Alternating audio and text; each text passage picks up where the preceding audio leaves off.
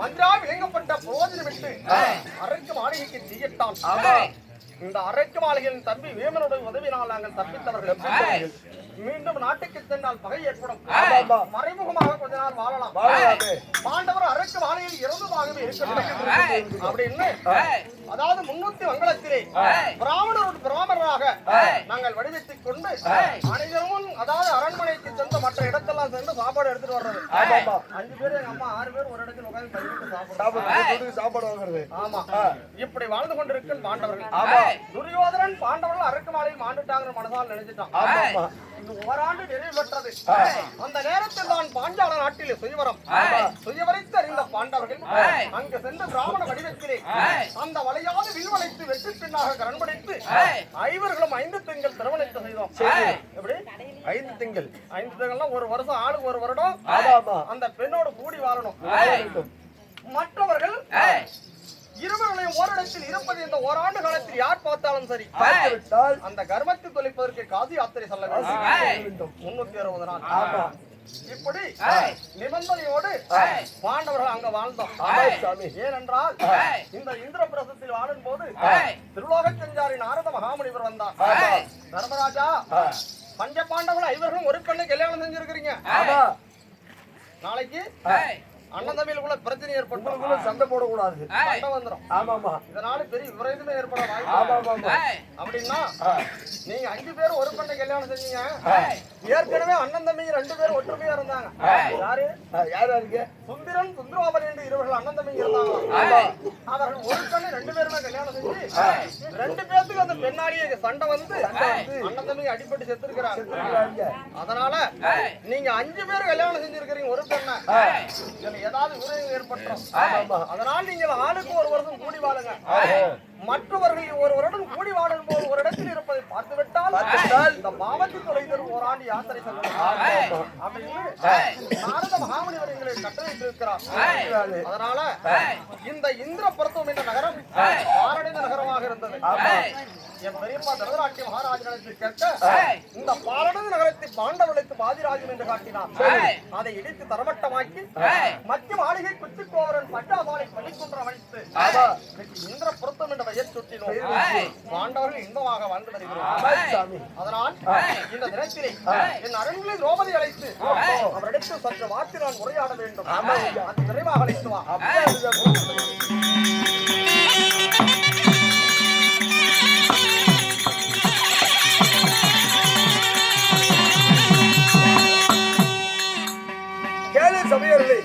தர்மபுத்திர மகாராஜா அவருடைய மனைவி பத்தினி ரகுதா பாஞ்சாலி அழைத்து பாஞ்சாலி அம்மா சபைக்கு வருகின்றார். மற்ற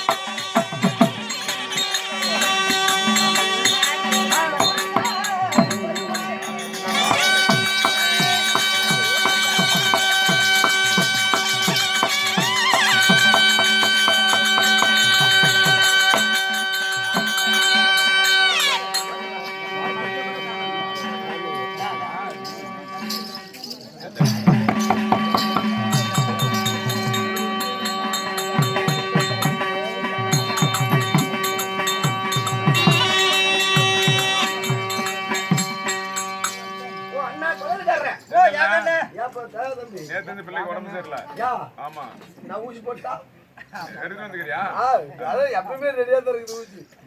மருந்து ஃபுல்லா இருக்குது. ஏப்பா பழனி, இந்த ஊரான ஊருக்குள்ளார நான் வந்திருக்கிறேனே, என்கிட்ட பேசுறதுக்கு நல்லா அழகா இருக்காங்களா? அருமையான ஆளு. ஃபர்ஸ்டான ஆளு. மத்த வியாபாரி. வியாபாரியா? என்ன வியாபாரி? 100 மத்த கொண்டு வந்த. சரி. 950 மத்த வித்தாச்சு. இன்னும் ஒரே மத்த இருக்கு. ஒரு மத்தா? அதை வச்சுக்கிட்டு எதிர்பார்க்கறாரு. அப்படியா? அது சொத்த மத்து. போறதே போற தொலையா நின்னு பேசு. யா. நீ பேசி நம்பி தான் போறேன். நான் பேசி நம்பி போ. ஆகட்டும்.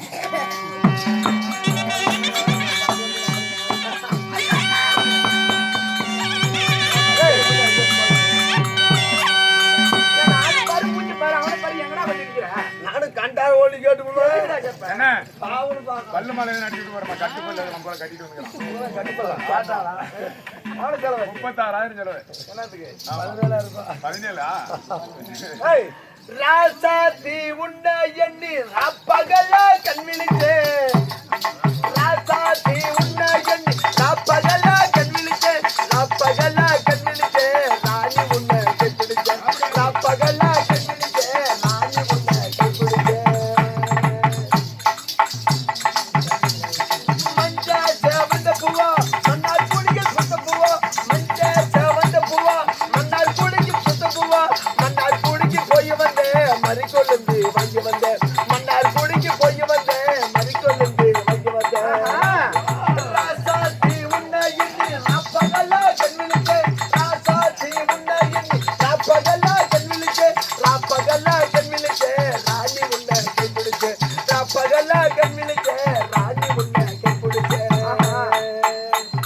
சித்திர மதத்திலே திருவாதூர் தேரோட்டம், சித்திர மதத்திலே திருவாதூர் தேரோட்டம், திருவாதூர் தேரோட்டம் தேவி உண்மை கண்ணோட்டம், திருவாதூர் தேரோட்டம் தேவி உண்மை ஐயோட்டம். அத பார்க்கணும்.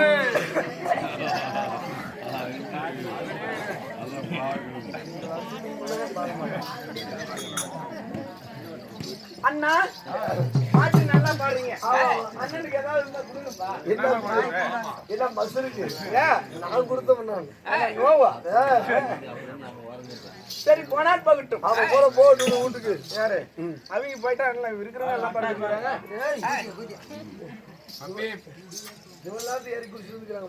அண்ணா இருப்பினும் சூப்பு வச்சு குடிங்க. அவங்க கஷ்டம் வருத்தம் எதனா அவங்க பண்றாங்க. நீ ஏதோ ஒண்ணு பண்ணு. அம்மா இருந்தாலும் இன்று நாடகம் எதற்காக அரங்கேற்றம்? முருகன் திருவிழாவை முன்னிட்டு முருகப்பெருமான் திருவிழாவைக்காக ஊர் பொதுமக்கள் அனைவரும் ஒன்று சேர்ந்து நமது துரை அண்ணாவிடத்தில் வெத்தலை தாம்பலம் கொடுத்திருக்கிறார். நான் தான் தொடர்ந்து நீ எங்க கை வைக்க? அது என்ன பொம்பளை மட்டும் தொட்டா கேஸ் இல்ல, ஆம்பளை தொட்டா கேஸா? தள்ளி இல்லையா முதல்ல? இல்ல நானும் இதுதான் பாக்குறேன். டாக்டர் வர்றது ஏமா வாமாங்க நானு போன வாரம் எங்க பக்கத்து வீட்டுக்கார பொம்பளை கூப்பிட்டு போனேன் இல்ல ஒரு ஃப்ரெண்ட்ஷிப் மாதிரி தப்பு நினைக்கூடாது ஃப்ரெண்ட்ஷிப் கூட்டிட்டு போறது நம்ம எது இருந்தாலும் தப்பு நினைக்கூடாது சரி கூட துணைக்கு போனேன் சரி துணைக்கு போனோன்னு டாக்டர் வந்தான் போய வழியா போய் அந்த போனா ஸ்கிரீனை லபுக்கு நிறுத்துட்டான் செட்டாஸ்கோப் இருக்குதா இப்படி வைக்கிறோம் அங்க வைக்கிறோம் இங்க வைக்கிறோம் அவங்க வைப்பாங்க நீ ஏன் வைக்கிற ஆமா டாக்டருங்கெல்லாம் வச்சா கவனிக்கிறீங்க நாங்க மட்டும் ஏன் வச்சா சண்டைக்கு வரீங்க ஒரு மருத்துவர் நமக்கு என்ன நோய் இருக்கு என்னன்னு தெரிஞ்சுக்கிறது இதய துடிப்பு சீரா இருக்குதா இல்லையா இல்ல அப்படின்னு பாக்குறது வாங்க இதய துடிப்பு இங்க பாக்கூடாது இங்க பாக்கணும் மண்டை கோளாறு அது நாடி துடிப்புடா இதய துடிப்பு நாடி துடிப்பு எல்லாம் இங்கதான் இருக்குது பாருங்க பொடுக்கு என்ன சொல்லுது அப்படி இங்க தொட்டு பாக்கணும் நம்ம எங்க கொஞ்சம் மூச்சு வாங்க இன்னும் கொஞ்சம் முடிச்சுடு இன்னும் கொஞ்சம் மூச்சு வாங்க அந்த டாக்டர் அதே சகன் தொட்டு தொட்டு பாத்து இல்லடா டேய் எங்க பக்கத்துல போன பொம்பளைக்கு அது அவன் என்ன சொல்றான் கல்லாட்டுக்குதா கொலை கொலைக்குதா இதே சகன் தொட்டு பாத்துக்கிறது நம்ம திக்கத்து போய் கம்மன் நின்னுக்கிறோம் நீ எங்கன்னு பார்த்தாத நான் ஸ்கிரீன் அசா இப்படி விலக்கி பார்த்தேன் பரவாயில்ல இருக்கட்டும் சரிமா இன்னும் நமக்காக துரை அண்ணாவிடத்தில் வெத்தலை தாம்பலம் கொடுத்து ஓரிரவு நாடகம் இருந்தாலும் அவர்களுக்கும் இன்னும் நமது நாடகத்தை கண்டுகளிக்க வந்திருக்கின்ற நாடக கலா ரசிக பெருமக்கள் அனைவருக்கும் இன்னும் நமது அருமை தாய் மீனாட்சி அம்மன் நமக்காக ஒரு 50 ரூபாய் அன்பளிப்பு செய்திருக்கிறார் அவர்களுக்கும் அனைவற்று பேர்களுக்கும் கலைக்குழுவின் சார்பாக மனமார்ந்த நன்றியை தெரிவித்துக் கொள்கிறோம்.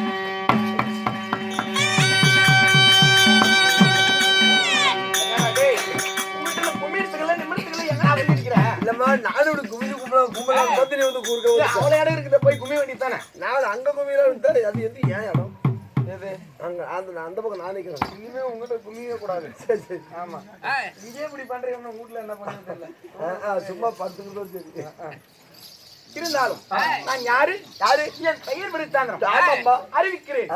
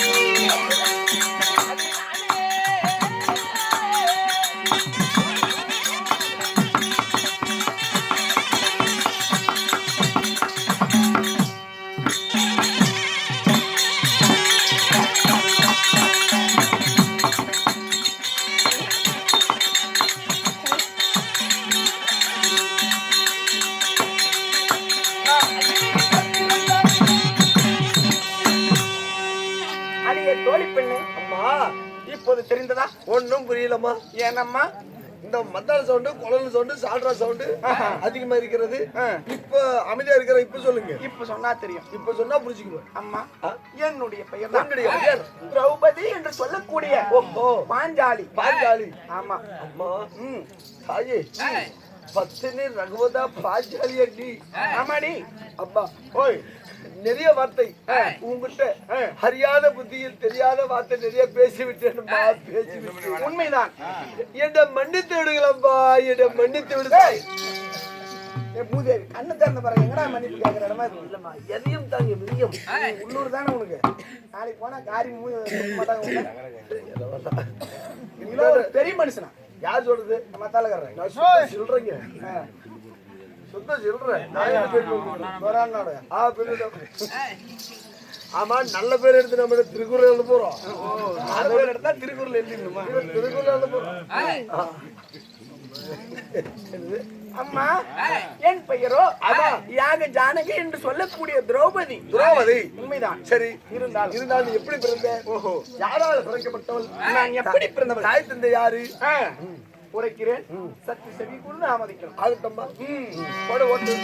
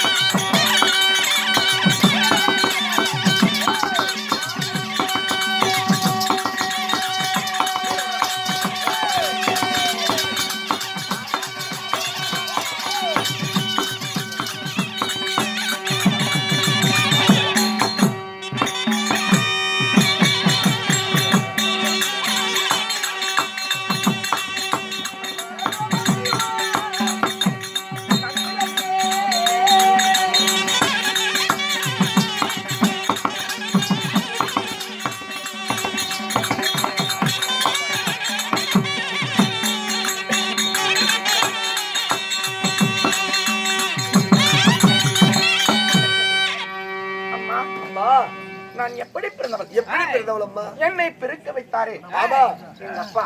யாரு? யாரு தெரியுமா? யாரும்மா? என் தந்தையோ துருபதன் என்று சொல்லக்கூடிய பாஞ்சால மகாராஜன்.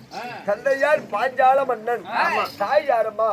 தாயோ ஆமா, கௌசவி என்று சொல்லக்கூடிய ஆமா, கோகிலா தேவி. கோகிலா தேவி.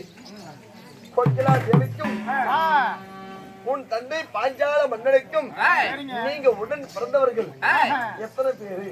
அம்மா, இப்படி இருவருக்கும் ஆமா, நான் எப்படி பிறந்தவள்? எப்படி பிறந்தவள்?